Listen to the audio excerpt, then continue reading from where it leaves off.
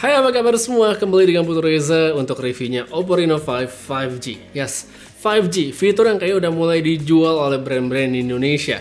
Nggak cuma untuk yang premium mahal belasan juta, yang edisi terjangkaunya pun udah banyak yang jual. Padahal kita pakai 5G-nya kapan aja nggak tahu ya, nggak tahu kapan ada di Indonesia. Jadi, apakah di luar fitur 5G-nya, di luar logo 5G-nya, Oppo Reno 5 ini masih layak untuk dibeli? Oke, melihat harga retailnya yang sekarang ada di 6.999 alias 7 juta, pastinya banyak banget ekspektasi buat handphone ini. Pasti orang pengennya yang bagus-bagus. Desain ya oke lah, walaupun kalau dibandingkan sama Reno 4 yang kemarin, sebenarnya yang paling beda itu cuma di bagian back covernya doang. Tapi saya kurang serak gimana gitu sama tekstur back covernya yang kelihatan kasar gitu, padahal sebenarnya kalau dipegang halus-halus aja. Preferensi sih, tapi tinggal dipakein casing atau skin ya beres juga, nggak masalah, bukan sesuatu yang besar.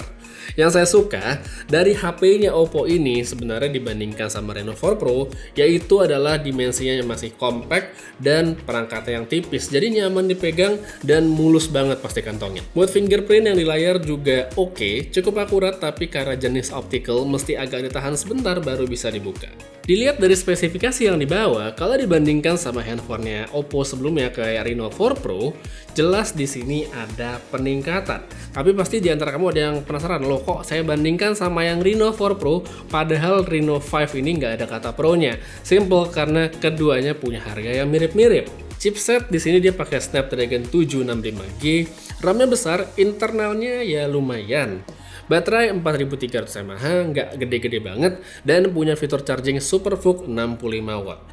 Terus untuk layarnya ukuran 6,43 inci Full HD Plus dan punya refresh rate 90 Hz. Dengan segala teknis yang barusan saya jabarin dari segi spesifikasi barusan, sebenarnya overall performance dari Oppo Reno 5 5G buat saya termasuk memuaskan, udah menyenangkan lah dipakainya.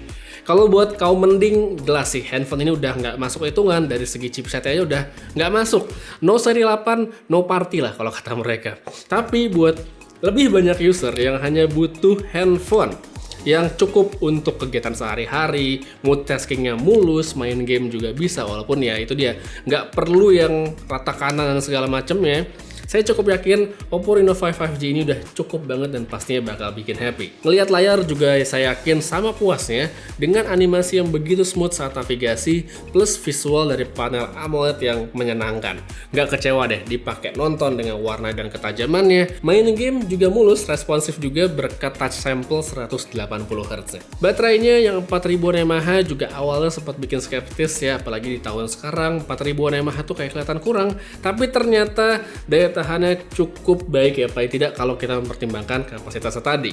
Ngisi baterainya pun juga cepet banget karena dia punya SuperVOOC tadi yang 65 watt, yang mana sebenarnya ini adalah fitur dari lini flagshipnya Oppo kayak Find X2 Pro, dan bagus banget udah diturunin ke seri mid-nya handphonenya Oppo. Jadi tinggal dicolok bentar, ditinggal makan, ditinggal mandi, beres, udah penuh lagi baterainya. Sampai sini so far so good lah ya kalau untuk Reno 5 5G-nya. Terus untuk software, ini juga bagian yang menurut saya bagus karena secara defaultnya baru keluar kotak itu sudah terinstall Android 11 dengan ColorOS terbaru. Jadi kita nggak perlu nunggu update-updatean, udah dapet lengkap beserta fitur-fitur bagusnya.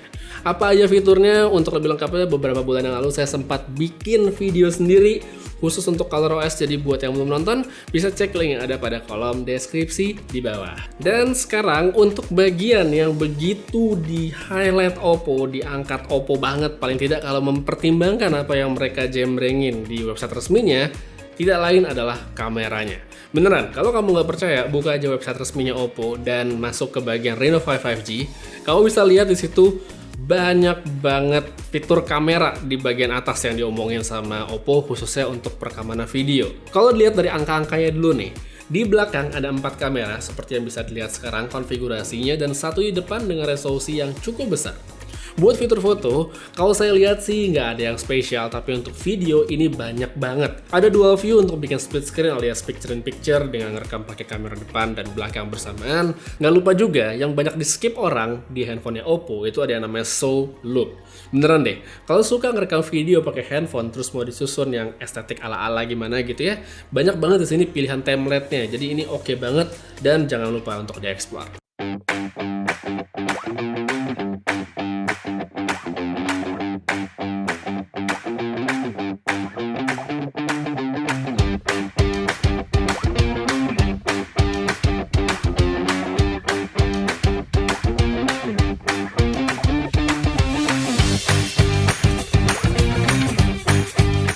Tapi ya balik lagi, mau sebanyak apapun fitur, yang paling penting tetap basicnya. Hasil foto bagus atau enggak, videonya oke atau enggak, itu yang penting, ya kan? Di situasi cahaya yang cukup, dari hari pertama pakai sampai sekarang, HP ini masih konsisten dan impresif kalau menurut saya.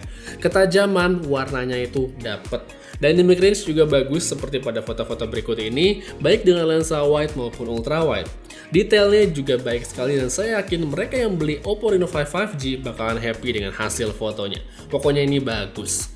By the way, itu tadi adalah pengambilan semuanya dengan mode auto.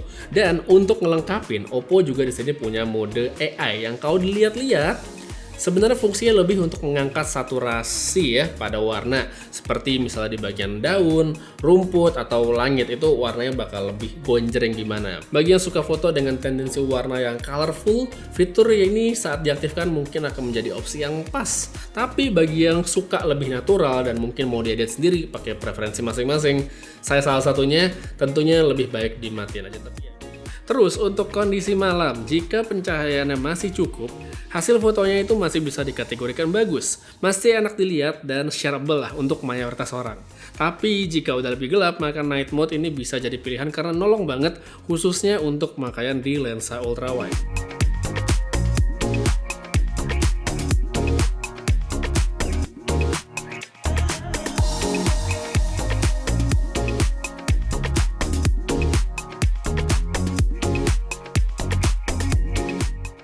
Lalu kalau untuk kamera depan hasilnya juga oke, terutama detail yang dapat pada pencahayaan yang bagus. Sedangkan kalau di low light ya kadang cukup aja sih, bisa bagus tapi bisa enggak juga. Lanjut ke bagian video atau bagian unggulannya Oppo, sama seperti foto di sini juga ada tombol AI di atas dan ini yang menurut saya penting sekali dari videonya Oppo. Untuk sampel pertama, di sini ada video yang diambil dengan resolusi 4K 30 fps. Dynamic range-nya kelihatan cukup, warnanya juga nggak oversaturate, plus sedikit berguncang, padahal saya nggak jalan loh, sini saya pegang doang di pinggir jalan, rada tremor emang tangan saya. Nah, sekarang kita bandingkan sama sampel kedua, ini fitur AI-nya saya nyalain dan hasilnya pastinya bisa langsung kelihatan dari segi warna, dynamic range, serta stabilisasi juga ternyata ada, padahal saya nggak pakai ultra steady-nya di sini. Ini hasilnya bagus, tapi perlu dicatat juga kalau fitur AI-nya diaktifin, resolusi maksimalnya itu turun ke 1080 dan tidak bisa ngerekam 4K ya. Jadi ada kekurangannya juga ya walaupun sudah tampilannya lebih bagus.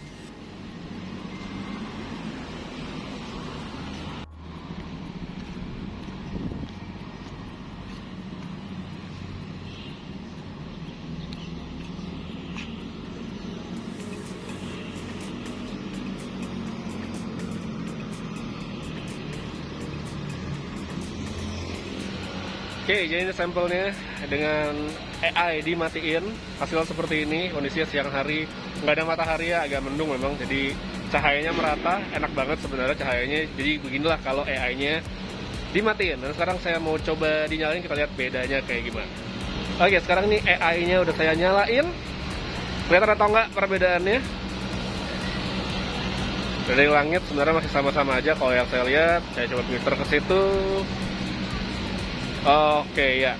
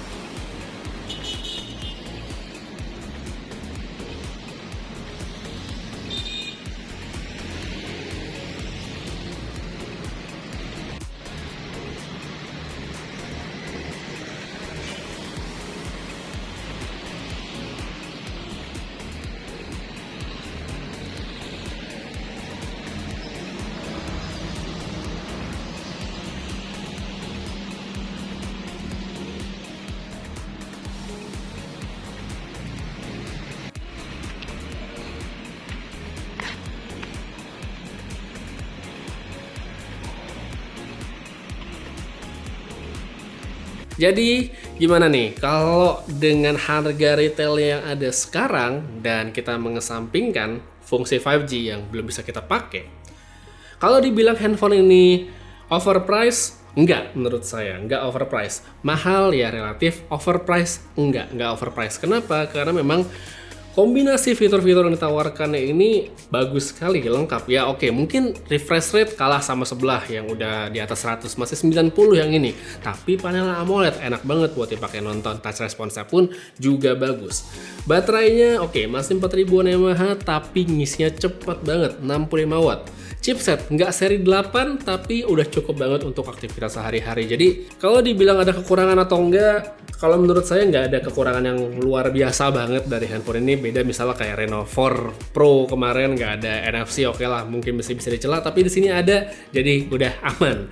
Kalau menurut saya yang kurang srek aja kalau dari preferensi saya itu cuman di back covernya, saya kurang suka dengan finishingnya, tapi ya itu balik lagi ke preferensi masing-masing. Yang bilang keren juga pastinya banyak. Terus untuk soal 5G ya nih, 5G ya yang mana adalah labelnya ini, handphone ini jualan utama lah bisa dibilang. Kita nggak tahu nih Indonesia kapan dapat 5G-nya, walaupun rumor udah banyak sekali tapi belum ada kepastian.